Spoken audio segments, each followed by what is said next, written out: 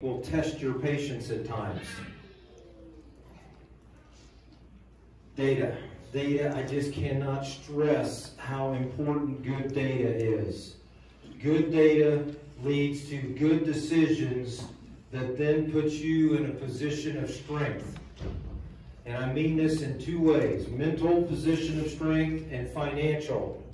If we do the data and we collect the data and then we assimilate it, collate it, whatever, we are typically stacking 10 to 12 layers of data on top of each other and then hit the go button to get a result. When we have that kind of data, that kind of experience going on, I can free my brain up to do other things. I don't need to worry about how am I going to deal with 5-foot-tall sooty rye, because we've done it for so long, we don't need to worry about that anymore. I've got the data on when we should be planning and when we shouldn't be planning and what the effects are. Financial strength.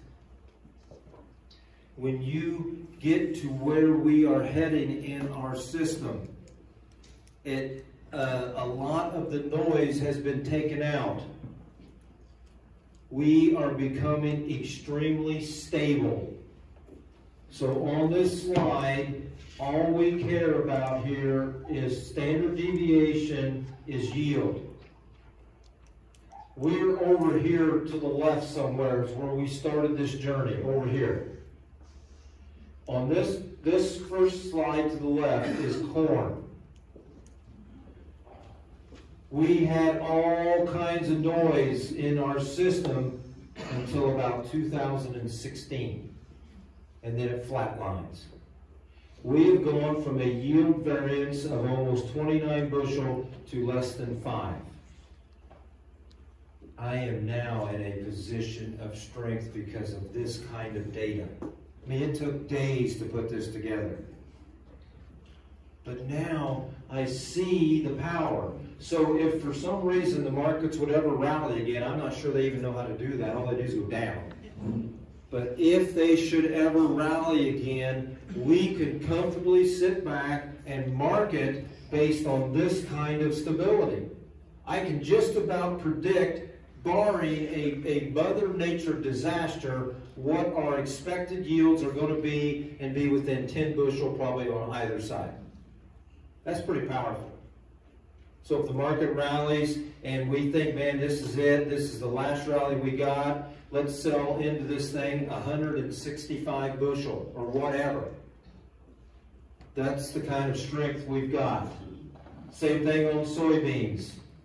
Used to be almost 9 bushel, it's now 2.75. Every time I talk about this chart at a presentation, this is the slide that absolutely blows my mind every time I put it up here. To think that cover crop no-till can take all this noise out and get you into a stable environment, that on itself is enough to be doing what we're doing. One of the questions I always get asked, what about your yield drag? Well, typically there isn't any. There might be some at year 1, maybe 2, maybe, but typically there's not. Right now on our corn, we are in a 4 bushel increase year over year over year. And what I like is the trend. The trend is heading up. Right here's the 200 bushel mark. Right over here is the national yield, and they are also on an incline around 5 bushel. I don't care to beat the I don't care if they beat us. I don't care. That's not what this is to show. This is showing the trend is up. One of the questions I get asked frequently is, what is your definition of soil health? And my first response is keep it simple. Well, how do you track carbon? I don't know, but keep it simple. Don't get some sophisticated way to do these things. Here's my definition of soil health. As inputs go down and yield goes up, how could I not be building soil health? It's that simple. There it is. Soybeans, same thing. We are on a 1.3 bushel yield increase year over year, and actually we've made a huge jump up. We're in an uptrend. The national average, again, I don't care if we beat them or not. They are also increasing 1.5, but it looks like they're kind of rolling over. This line right here, folks, is the 70 bushel line. We've taken every input away. We are just about as naked as you could possibly be. I'm sorry, I probably should be finding another word there. We're not using anything. It's boring to be out in the field. I've got nobody out there with me. The problem is staying awake. You got all the steer set, the radio's on, and you're sitting there in the seat, and it's the trouble is to stay awake. This stuff works. I love that ringtone. Sounds like we're in the Bahamas or something. Thank you. Yeah, we're in the Minnesota Bahamas. Thank you. Okay, this is where it really gets interesting. From 2011 to 19, the end of 19, we have reduced our diesel fuel by 50%. Mainly due to the fact that we've decreased horsepower from 3,350 to roughly around 1,200 horsepower. There's no need for any equipment. There is no more equipment on the farm. The tools of equipment on the farm that do any kind of tillage is a vertical tillage tool, which is going to get sold, and a disc. And it's probably going to get sold, but that's the last thing we've hung on to. A planter, a drill, a roller crimper, a combine. And 3 or 4 tractors. It's a very cheap way to farm, and we're being good stewards to the world by reducing our emissions of carbon, CO2. Synthetic N. We had 3 fields that are coming around at the end of the run here to get into the transition to organic. So we had 3 fields that still had some chemistry and still had some synthetic N. And I'm going to tell you today, here's another validation. The 3 fields that I'm talking about were in a chemical program. They were in a burn down program, a post spray. We applied, we wide dropped synthetic N. We fed it up front when we terminated the cover crop. Those were the worst 3 yielding fields on the farm. The organic fields blew them out of the water. Validation that what we're doing is correct by getting away from chemicals and getting away from tillage and everything else. MAP, don't use it anymore. Potash, don't use it. Lime, don't use it. Chemistry, those 3 fields where we're down to an average of $8 to $9 an acre. Very cheap, very inexpensive. So in 19, the synthetic N will be going to 0, and the chemistry will be going to 0. Now, what do these numbers mean? These are savings. What do these mean on a farm our size? Diesel fuel, that savings is $35,000. Synthetic N, $110,000. MAP, $138,000. Potash, $142,000. Lime, $53,000. Chemistry, $192,000. It's insane what we've spent on these attributes. It's really a good exercise to sit down and pull out all of your receipts and sit down and find out what it is costing you to farm. I hope everybody does that. Again, data. $670,000. And that number is repeated every year. Okay, now, I'm the wacky guy from Indiana. I'm way over there. I'm headed toward organic. I've taken everything away, and this is where we are.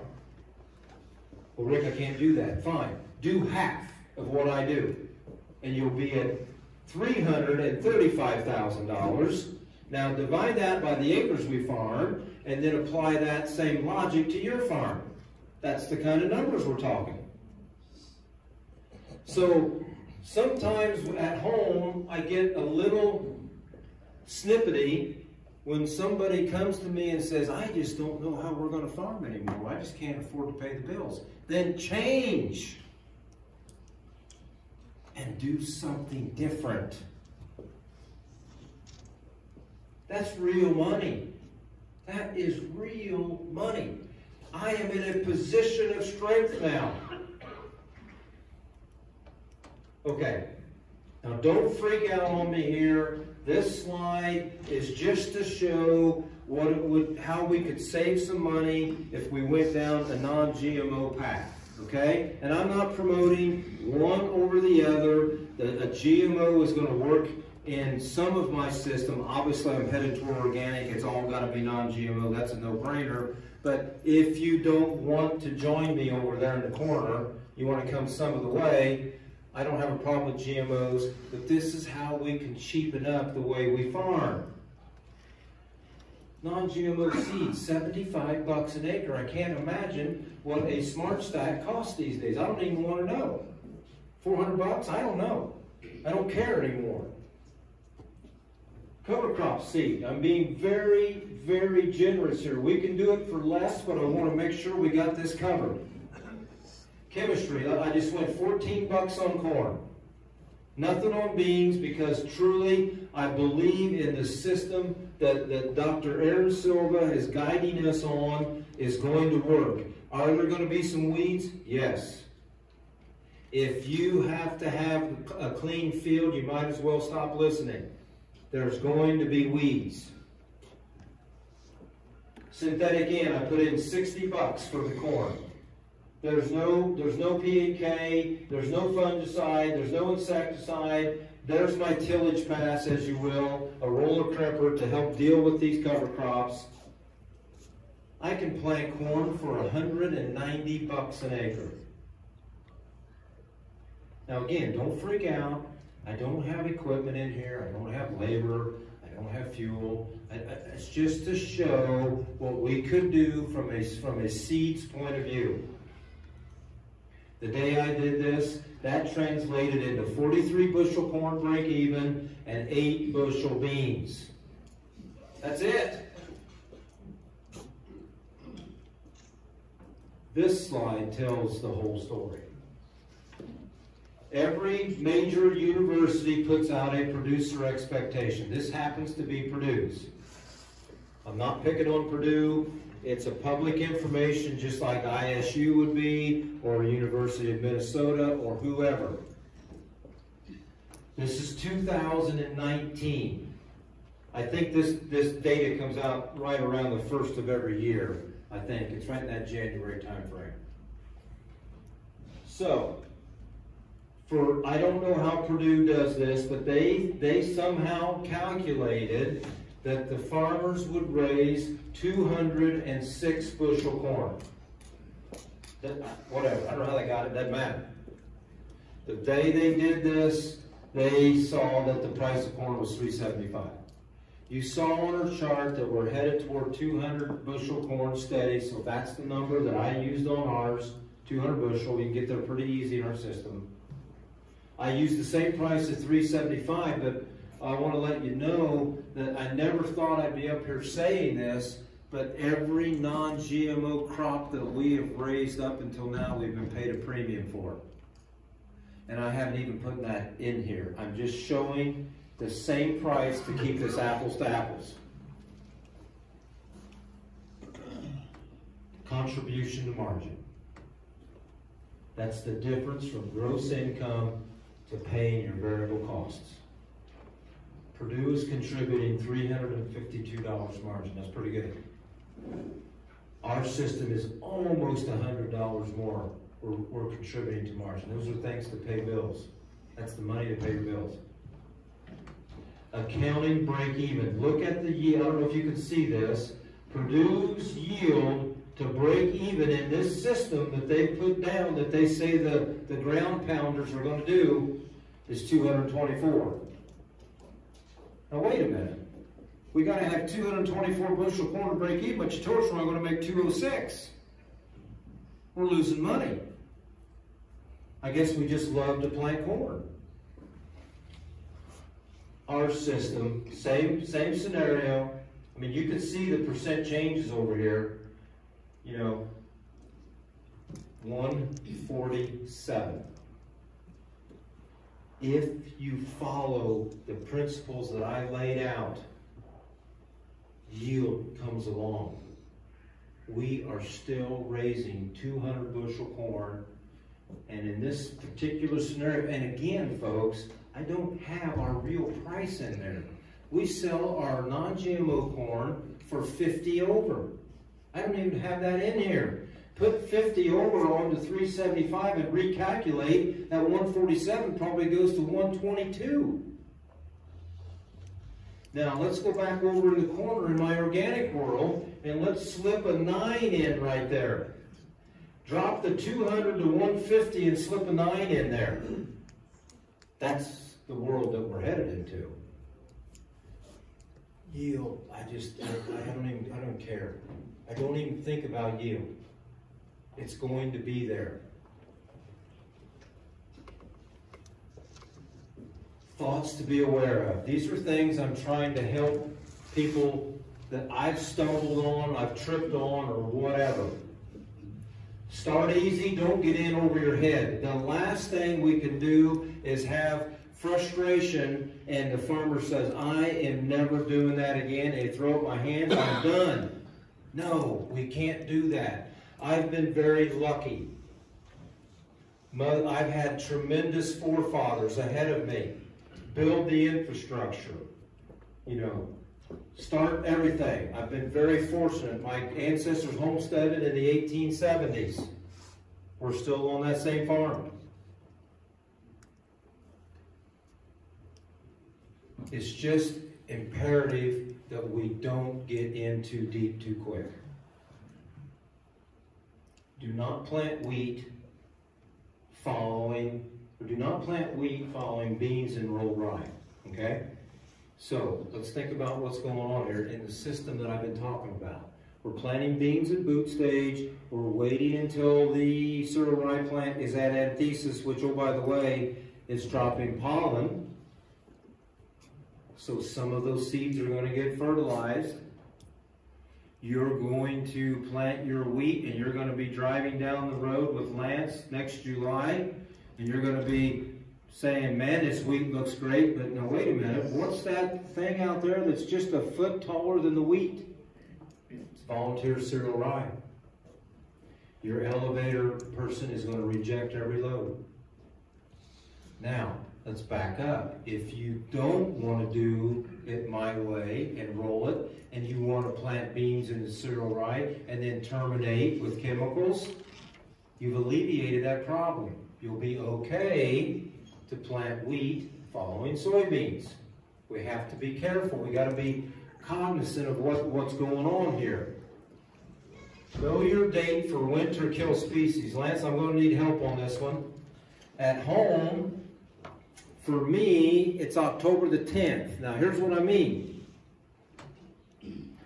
When we want to plant a species like an oat, a sorghum Sudan, a radish, something like that, that will be terminated by winter kill or freezing temperatures, we need to back up how many days of comfort we have that we want to plant that because we may not get much value out of it.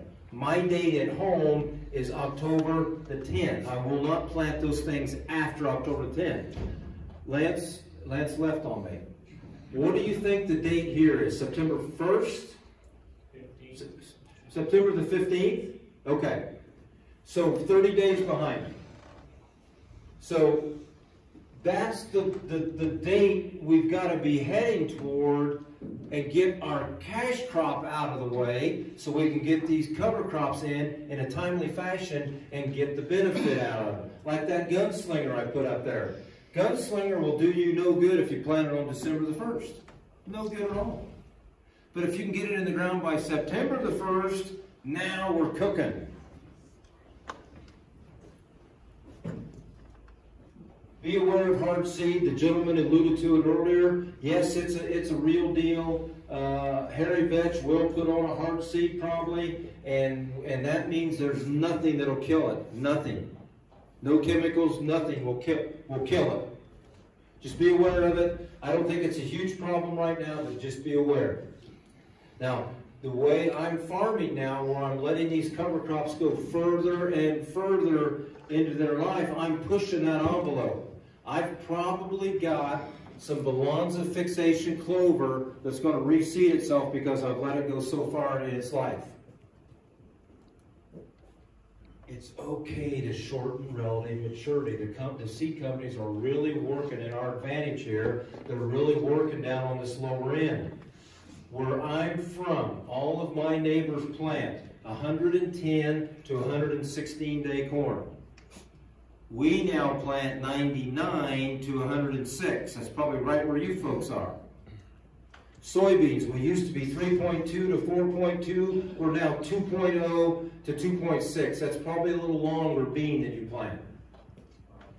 But we've got to find ways to shorten this up so we can get the cover crop out there.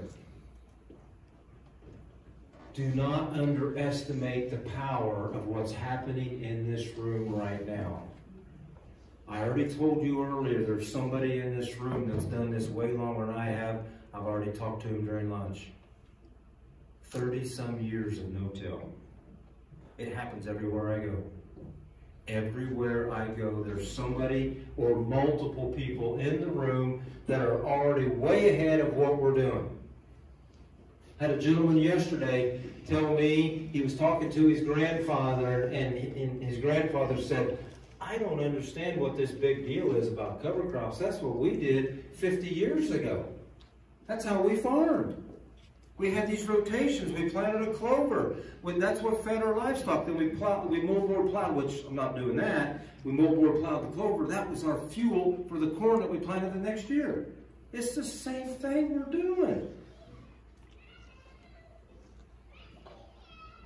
Don't underestimate it.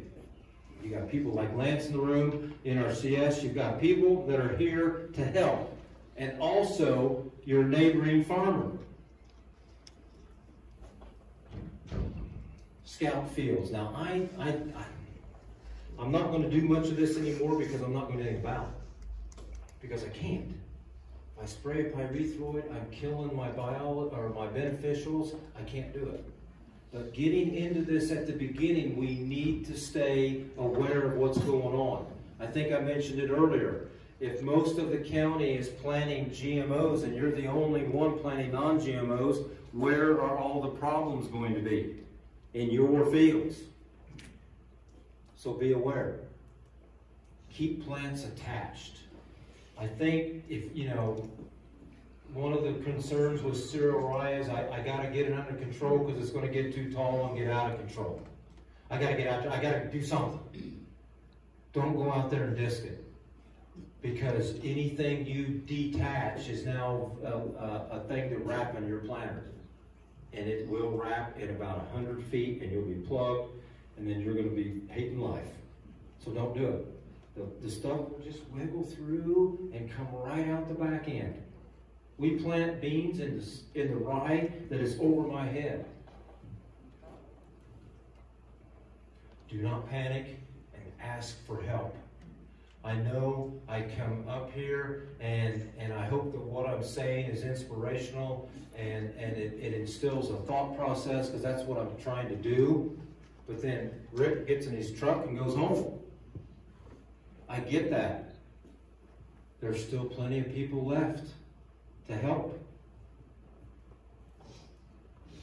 Do not plant VNS rye. Now this only applies to me with the terminate or anybody who's going to terminate with a roller crimper.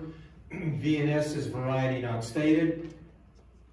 It's cheaper, but you might get a rye that matures at 3 feet and a rye that matures at 7 feet, and I can't roll that down with a roller crimper very successfully. Now, if you're still in a chemical program, who cares? It's cheaper, plant it, go, spray it, go. Collecting good data is critical to success. I've already talked about this. Educate your landlords. Most will be supportive. This is another reason that I get why people can't do this system. I'm in a 1-year agreement with my landlord, a 1-year lease. How in the world can you expect me to dedicate something that I'm being told takes 3 or 4 years to see the return? How can you expect me to get into that in a 1-year lease? I understand that. That's difficult. Have a meeting with your landlords. I think you'll be surprised. You go to them, you educate them. Look, this is what I'm planning on doing. I've been to a lot of conferences. I read about this. I think this is what I really want to do. And oh, by the way, I'm going to be a better steward to your land than anybody else ever has been. When we went down the organic road, we called in the farm manager on the acres in Illinois that we farm, and we told him what we were going to do. We were actually standing out in the middle of a bean field. Well, it was that one bean field that I showed that we rolled the rye down and the planter planted right behind it. We were standing right in that field. And we're looking out over this field. There's not a weed to be seen except just a few here and there. And we said, we're going organic. We want to go organic in Illinois. We've already done it in Indiana. We want to go in Illinois. He said, let me make a couple phone calls. The next day, he calls back and says, every single landlord is a go. It was that simple. Educate, let them make the call, or you make the call. It's that simple. Is it going to work every time? Probably not. But I think you'll be surprised at the answer your landlord will give you. And are people in the room on a 1-year lease? 1 year, 1 year, 1 year? If so, you've probably been doing it for 20 years. Still got the farm? I think you're pretty solid. I think you're pretty solid. Have the conversation. You need to view cover crops as important as your cash crop. We've got to figure out ways, especially here where we're sitting and standing. This is pretty far north. Your growing season is much shorter than mine, but there are creative ways to do this. And I will tell you, you have some of the best dirt in the world right here in the state. Take care of it. Viewed as an outlier, most definitely. To be talked about, you'll be made fun of, all the things that come with it. Why in the world would you want to farm that way? What in the world is that idiot doing out there? I wish somebody would explain to me, stop your truck at the end of the road and climb in with me. I'll be more than happy to talk to you. But you're going to be viewed as an outlier. Continue to soil test. I think we need to do this just for the sheer fact of finding trends. I'm running a very fine line. I've taken every input away. I need to know if the system's crashing. So we soil test every other year. So half the farm is under soil test all the time. Now, that's another thing I want to interject right here. Again, I mentioned this earlier. I've talked about a lot of good things, not a lot of negative things. Please, please, please. You cannot leave this meeting today and go farm the way I do, unless you're way down the road like I am. It took me 8 and 9 years to start pulling the inputs away, okay? It takes time, it takes patience, it takes dedication.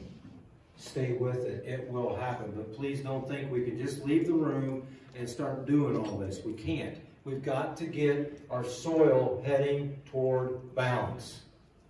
Then we can start taking this stuff away. Do whatever you can to have a cover on every acre. That's been kind of the common theme here. Do not get hung up on yield. Please. Please don't let yield be the driver. Be patient. The soil starts to change at year 3. And then, man, once it goes, it goes. It goes pretty quick. Establish a baseline to monitor change. You have no idea where you're going if you don't know where you've been. So sit down, build an Excel spreadsheet, track the Smith 120. I don't know what you call your fields, whatever. The Smith 120. What happened in 2020 on that field? Let's write it down and let's document it. Move to the next field. What chemicals did you spray? What rate were they sprayed at? What was the date? What was the wind speed? All these things. Document it. Then when you start down this journey and you want to now compare ROI, which is where it all boils down to, then you can see that what you've done is working or not working. But at least you'll know. More thoughts. Delta Force. Now, I'm not selling anything. I don't sell a thing. I don't sell those blades. I don't sell anything. I don't care what you use here. Something hydraulic. Okay? I don't care. The one thing I will talk about, though, is Delta Force because that's the one we use. There is an iPad in the cab. And in that iPad, there's a spot in that program where you can bring up applied downforce. This is what is really happening with your row unit. It's the difference between the weight of the row unit just hanging on the bar versus any downforce or upforce you put against it. We are in a situation in our system. And again, we care deeply about soil health and being on the fields at the correct time. We are typically running the applied downforce at -50 to -150. That means there is no downforce. It's all lift. We are lifting the row units as we're going through the field. Okay? That's how mellow and how much tilth our soil has. So I think it's critical that we have a system that can maintain that consistent seed depth. Okay? I think that thing changes maybe 15 times a second, maybe. I don't know what it is. It's some outrageous number. But I think it's important. And also I think it's important when you're in the early stages of this journey because you're going to probably have a little compaction to deal with. So you've got to have this to kind of get in, accompanied with those saber-tooth blades I put up. Test on your own farm to see what works or does not work. I have driven here 8 hours. And I know the things that I do are not going to work here. We all know that. But some of the concepts will work. Take these ideas you've got from these farmers and implement small acres. I try to leave a notepad and a pen by my bed because I tend to wake up at 3 in the morning with some crazy idea that I got to get written down. But when I then get to where I can implement that idea, I'm doing it on 20, 30, 40 acres. Something that's small and not going to jeopardize anything. If I like the way it looks, I'll do it again next year. If I still like the way it looks, then we're going to roll 400 acres, 800 acres, so on and so on. But do this testing on your own farm. We are testing something on our farm all the time. I got 6 tests going on right now. And I've picked up, in this tour, I've picked up ideas for 3 more.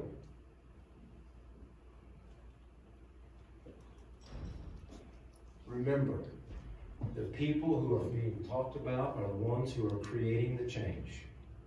Change is good. Stop looking at single year ROI, take the average. I've driven that thing home pretty hard. Be aware of residual chemicals. This was mentioned in the previous presentation. Thanks for mentioning it. Keep it in there. We too many times want to blame Mother Nature or somebody else for why that cover crop didn't grow. Gosh darn it, I did everything I was supposed to do last fall. We planted it. we did this, we did that, and gosh darn it, it didn't grow again next spring. I'm tired of this. Mother Nature just will not let us grow this up here. Now hold on just a moment here. What was your last soybean pass of herbicide? When was it? What's the half-life of that herbicide? These are things that are going, these cover crops are sensitive. So I get asked occasionally, well, what chemicals do you think we can use? And this is my answer, none. Don't use any. Let's get away from them. Then these cover crops will thrive. Evernote. This is an app for your phone. This is a daily journal. What I like about Evernote is you can upload a picture and add text to it. So, when you plant, if you want to plant corn for me, this is what you're going to have to do. You're going to plant, you're going to pull into the field, and you're going to park the planter, and you're going to reach in your drawer, you're going to grab a thermometer, and you're going to get out of the cab and start walking. You're going to take that thermometer, and you got, remember, you got cover crop that's this tall. You're going to stick it in the ground, and then you're going to put your hat up on top of that cover crop because you'll never find the thermometer again. Then you're going to walk around, and you're going to take a picture of the seed tag. Then you're going to take a picture of the cover crop.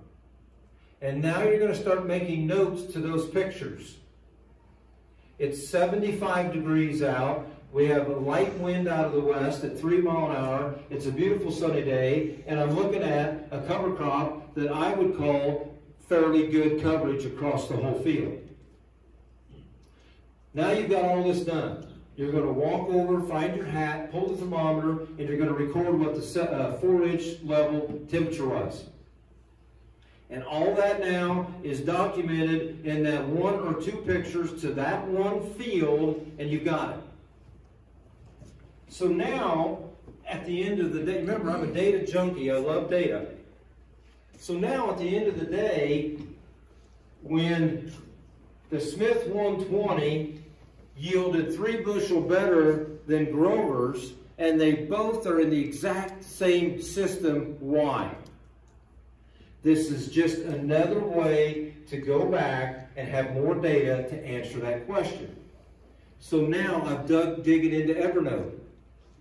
And I look on the first field, whatever it was that out-yielded the second one. It said it had a tremendous cover crop and it was 100% coverage. I go over here to this one in the notes and it says cover crops poor. 25% stand, a lot of barren dirt showing. There's my answer. See, there's no way we can remember that stuff. So you take pictures, document it with text, and save it for another day. Do not jeopardize the livelihood of the farm. We cannot do this. You've heard a lot of wacky ideas here today. Go small, do them on little acres, see for yourself, and we cannot jeopardize the farm. My dad gave me just enough rope to hang myself. And that's exactly what I needed. Buy cover crop seed from reputable sources.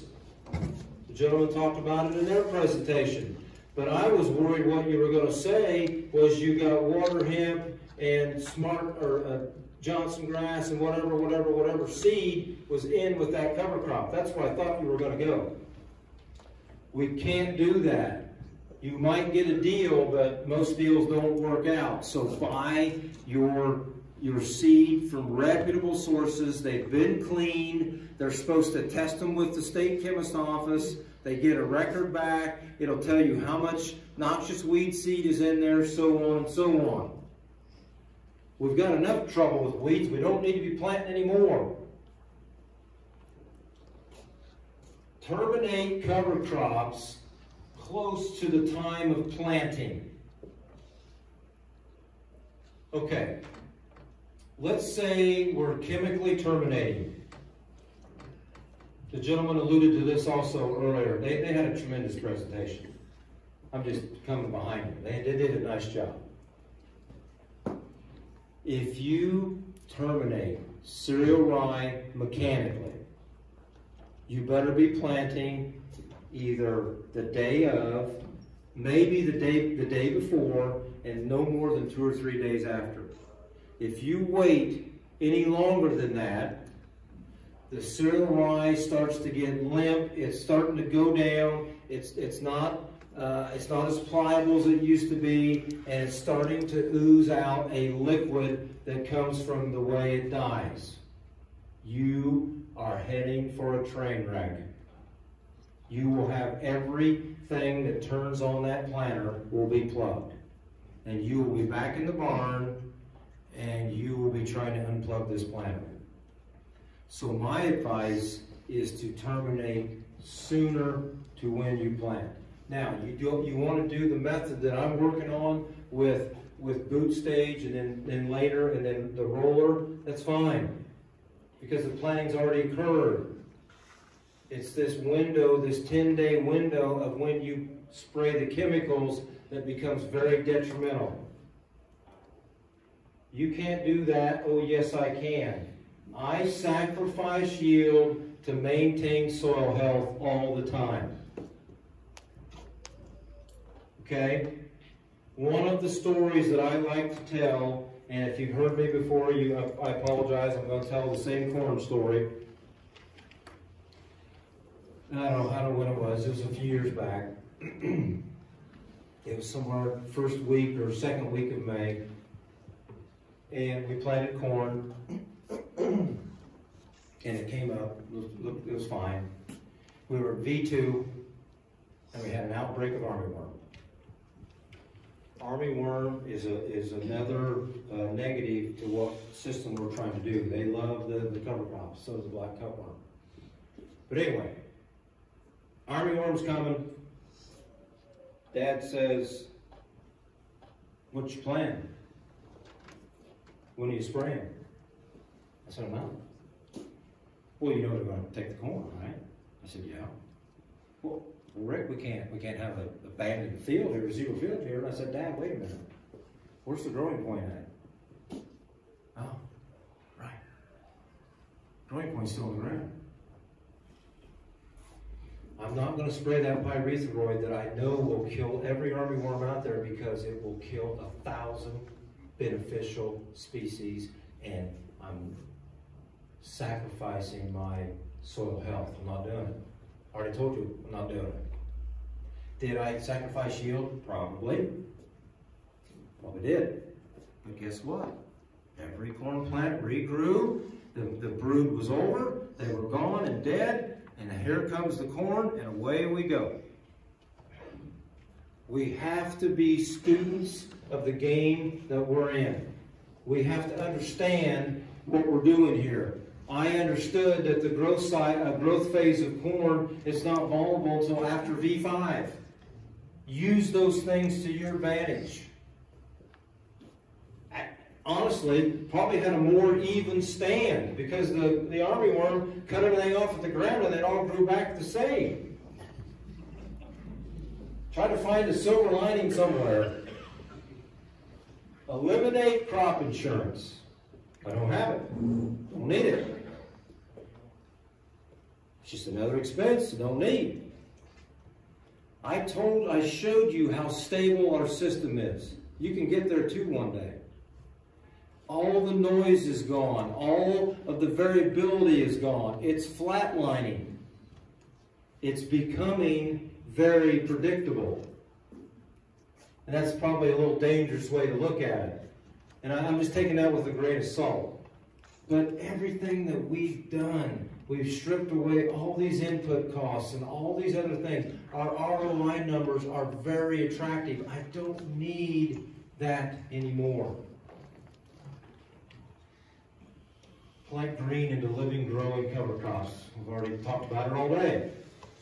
Beans in the 72-inch rye, we talked about that. Planting corn into cereal rye, we can do it. We just have to move the nitrogen forward and get through it. It's fine.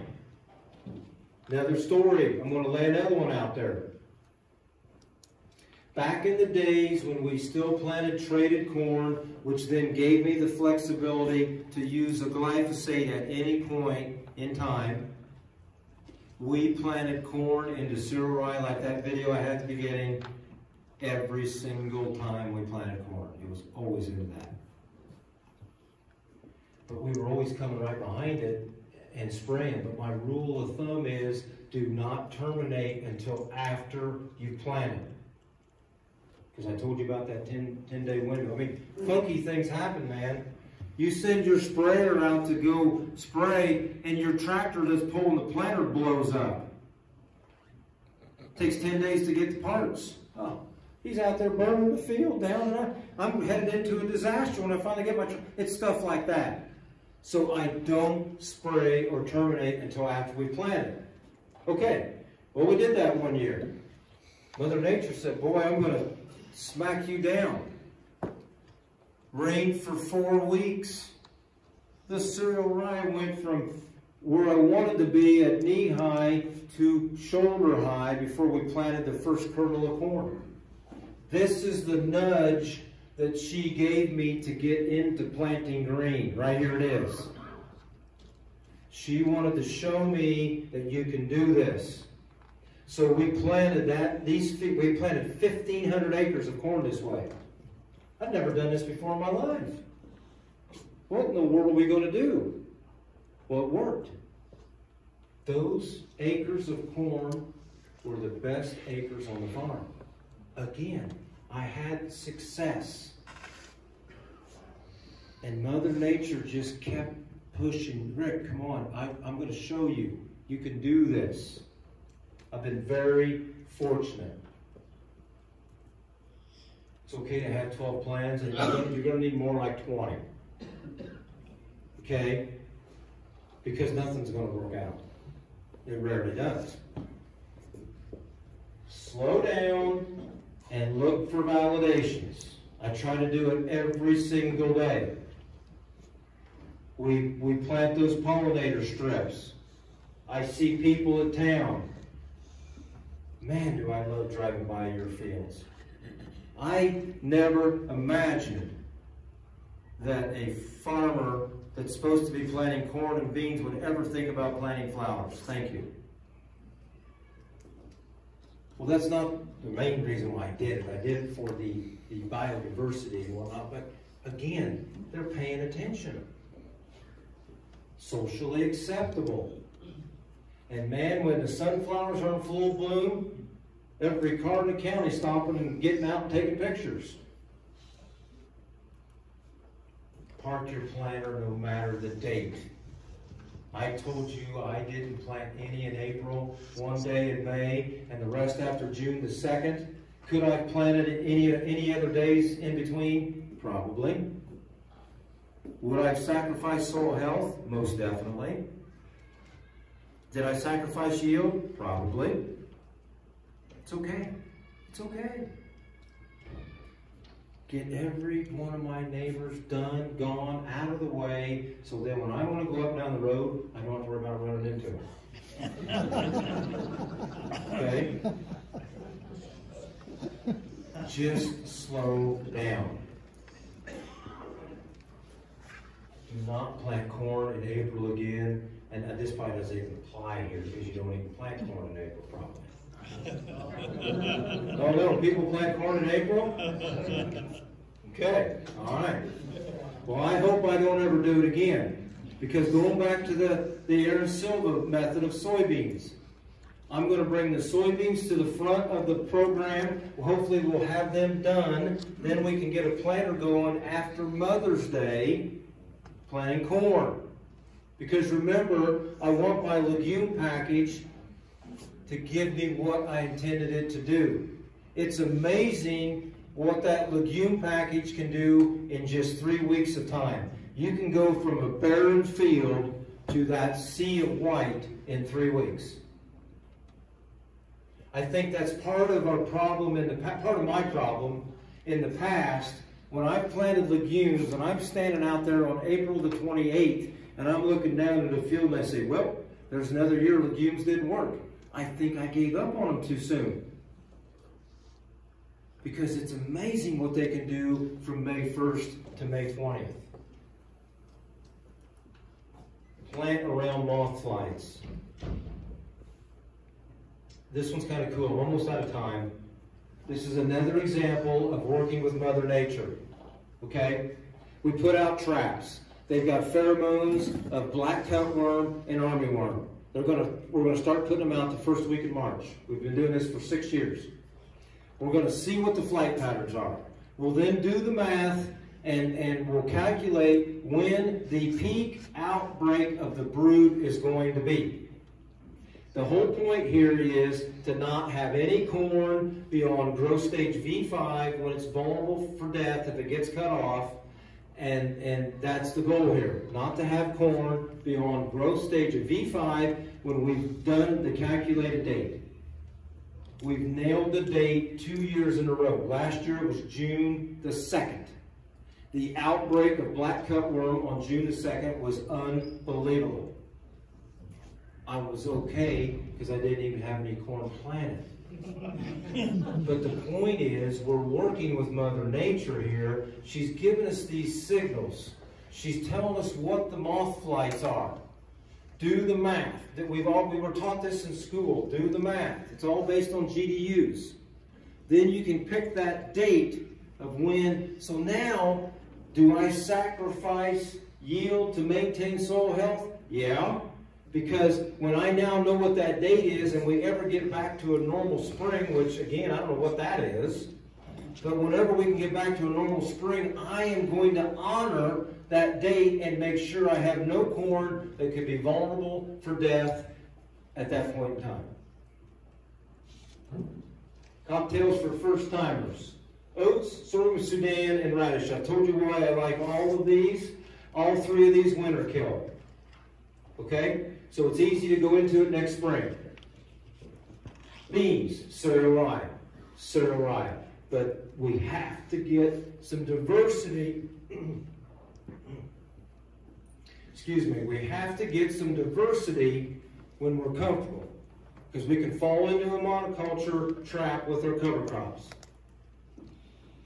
Don't give up. I know you may not have gotten the desirable result that you were expecting, but please don't give up. Try it again. Okay, I think I'm out of time. I'm just going to go through and stop right there. These are ideas that I had on possible rotations for you folks. The one thing I want to strive on, and then I'll be done, I want to strive on where corn is placed in my thought process. Corn following alfalfa. Corn following a grazing situation. Corn following a regen year. Corn following a grazing. Corn is the most difficult cash crop for me to get a cover crop out at a desirable time to give me the benefit of what I need for that cash crop. So I'm putting it behind situations that are easy to obtain. No-tilling corn into an existing alfalfa field. No-tilling corn into a field that was grazed. You plant your wheat the year before, you put out a cocktail, a cool season cocktail to overwinter, gives your grazers the first thing to do out of the gate. Then you get your grazers off there by August the 1st, put in a gunslinger type cover crop, and then grow amazing corn next year. These are just ideas to think about. Again, I want to thank everyone for letting me come up here. I've had a blast. Lance, thank you so much. Keep up the great work. I mean, the energy in this room is exciting. Thank you. Appreciate it.